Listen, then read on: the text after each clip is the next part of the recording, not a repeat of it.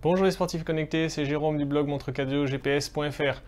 Aujourd'hui, je vais profiter de ma séance running matinale pour vous montrer comment fonctionne l'application RaceScreen. Alors RaceScreen, c'est probablement une des meilleures applications qu'on peut télécharger sur Connect IQ, donc pour les montres GPS Garmin. Elle a été téléchargée 136 000 fois, et en fait, ce qui fait qu'elle est extraordinaire, c'est qu'elle permet de corriger les erreurs de distance que fait votre montre sur une course officielle.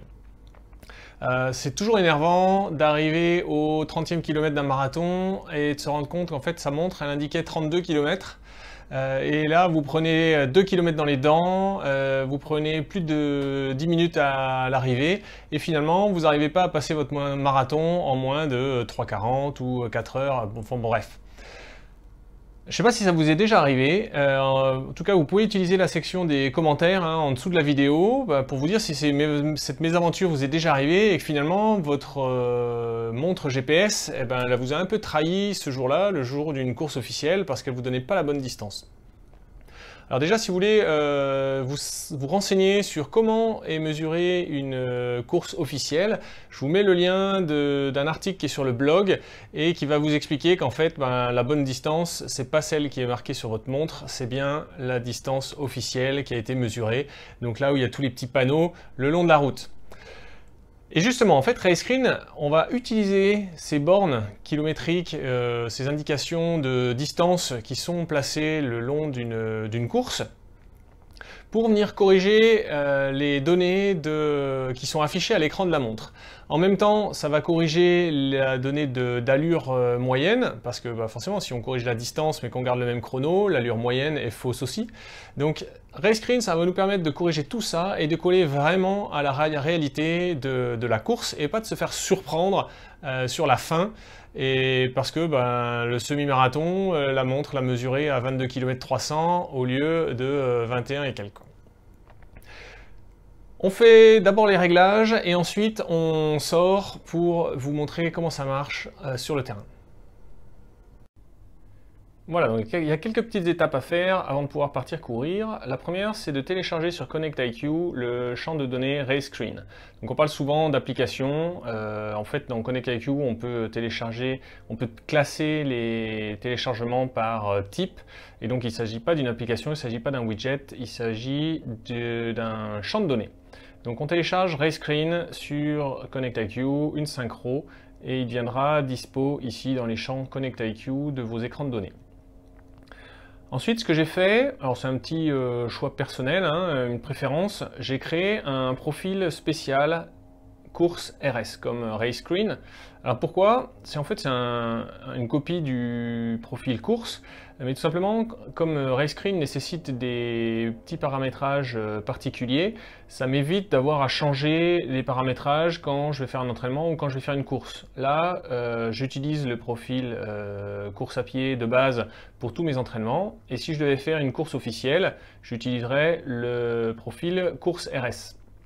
Donc pour ça c'est tout simple, vous allez dans Ajouter, là vous faites Copier activité, vous choisissez la course, et là je vous laisse faire, c'est un petit peu long, changer le nom, etc. Une fois que vous avez créé ce nouveau profil, on va dans les paramètres, voilà, les écrans de données. Alors normalement vous allez arriver sur un écran comme ça, qui est l'écran de données, le deuxième écran de données classique du profil. Et bien tout simplement, vous allez changer ça, vous allez l'éditer. Vous allez mettre une disposition à un champ. Donc, vous prenez celle-ci. Et ce champ, vous allez choisir dans les champs Connect IQ pour y mettre le champ RaceScreen. Ensuite, tous les autres champs, vous pouvez mettre ce que vous voulez. Vous pouvez y faire tous les paramétrages que vous voulez pour les écrans que vous voudrez avoir, les informations que vous voudrez avoir le jour d'une course officielle. Mais aujourd'hui, on va se concentrer principalement sur RaceScreen. Alors, la RaceScreen, vous allez avoir la fréquence cardiaque, la cadence. Au milieu, ici, c'est l'allure instantanée, alors presque instantanée. Vous voyez ici, elle est lissée sur 10 secondes. Ensuite, au milieu, la distance, le chrono, et en bas, c'est l'allure moyenne la durée pardon, et l'allure moyenne. Ensuite, dans les paramètres, il est important de désactiver le tour automatique. C'est-à-dire que Rayscreen utilise le bouton tour, le tour manuel, et si jamais vous avez un tour automatique de 1 km qui est activé, ça va venir perturber le fonctionnement de l'application et ça va être le bordel. Ensuite, on va aller voir dehors. On va regarder ce champ ici, distance, et vous allez voir qu'on va arriver à caler la distance affichée à l'écran avec les bornes kilométriques que vous trouvez, les petits panneaux que vous trouvez tout le long d'une course qui indiquent 1 km, 2 km, 3 km, 10 km, voire plus. Voilà, donc imaginons que sur ma course, ici, il y ait la borne kilométrique 1 km, et vous voyez que il y a une petite erreur. Ma montre a mesuré que 970 mètres, et ça, cumulé tous les kilomètres sur un marathon, ça fait une grosse erreur à la fin. Donc là-dessus, c'est à ça que va nous servir Rayscreen, va nous servir à corriger ça. Donc je vais tout simplement appuyer sur le bouton qui sert à faire marquer un tour manuel. Donc c'est le bouton Back en bas à droite, et là vous allez voir qu'il va corriger la distance et l'allure moyenne.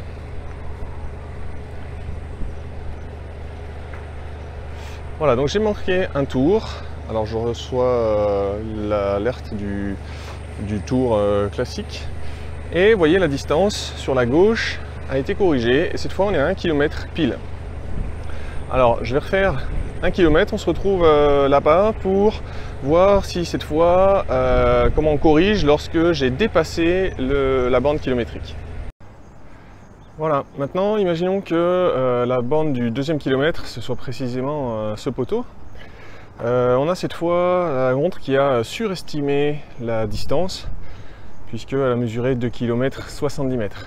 Je vous rappelle, c'est toujours la distance officielle qui sera la bonne. La ligne d'arrivée, elle est basée sur la distance officielle.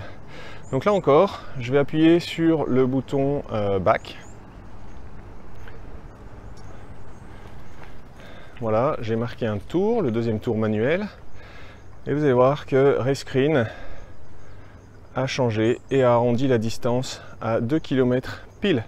Donc en faisant ça régulièrement tout au long de la course, on aura une prévision de chrono et une allure moyenne qui seront correctes et qui correspondront à ce que vous avez prévu pour savoir si vous allez réaliser votre chrono sur votre course ou pas.